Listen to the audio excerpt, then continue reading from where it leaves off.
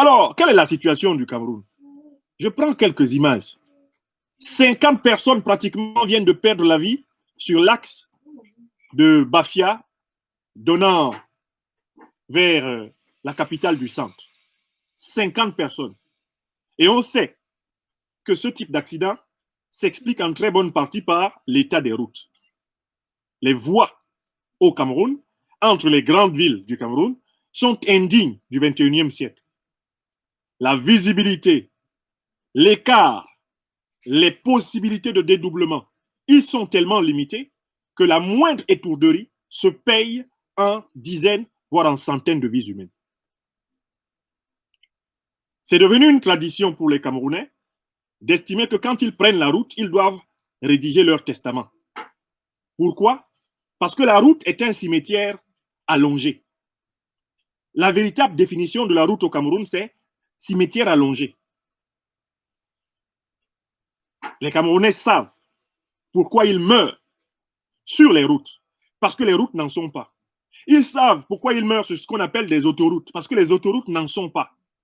Et les Camerounais savent que s'ils n'ont pas de route et d'autoroute véritable depuis pratiquement les indépendances, c'est parce que l'oligarchie de la France-Afrique camerounaise et française s'organise pour utiliser les budgets des routes pour remplir les comptes bancaires de l'élite corrompue camerounaise et de ses complices étrangers. C'est le pays de la surfacturation routière. La grande criminalité financière, c'est elle qui explique le mauvais état des routes du Cameroun. Au Cameroun, il y a un phénomène nouveau qui est en train de s'imposer qu'on appelle les déplacés climatiques. Le Nord Cameroun a été mais brutalement ravagé et continue de l'être par des inondations dues au changement climatique. Lesquelles inondations n'ont bien sûr pas fait l'objet d'une anticipation de la moindre politique publique. Il y a eu 64 morts dans l'extrême nord du pays en 2020.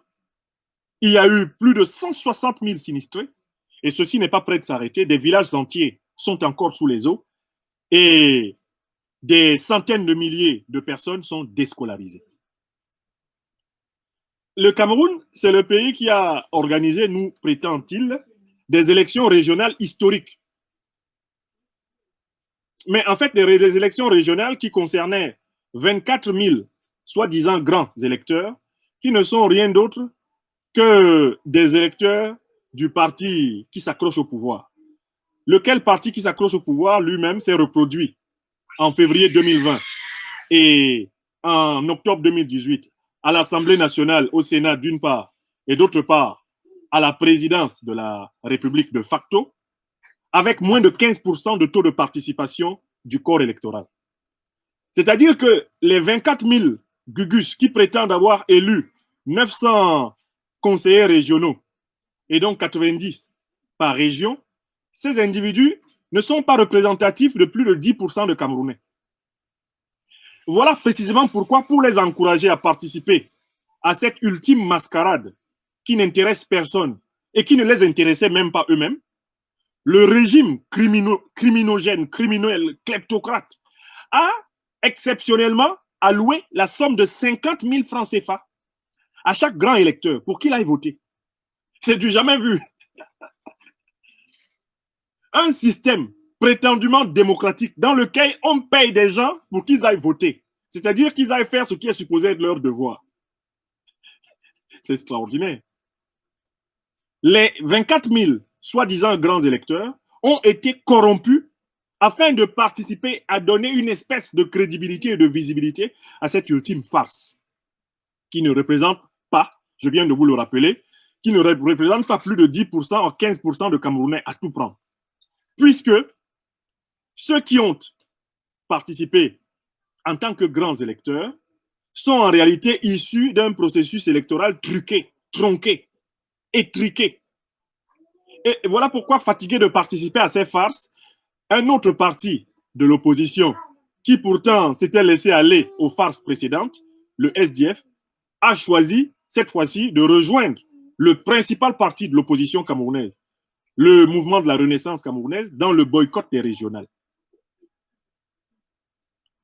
Alors, c'est un pays incroyable où le 9 décembre, on a levé le blocus autour de la résidence du président élu Maurice Kamto. Et en lisant la presse française, j'ai découvert un élément de langage que j'ai lu dans Le Point, Le Monde, sur RFI, France 24, un élément de langage qui m'a montré que l'emprisonnement à domicile, ce qu'on a appelé le blocus du domicile du président Maurice Kamto, est en réalité une stratégie de la France-Afrique, comme je vous l'ai déjà démontré à d'autres occasions.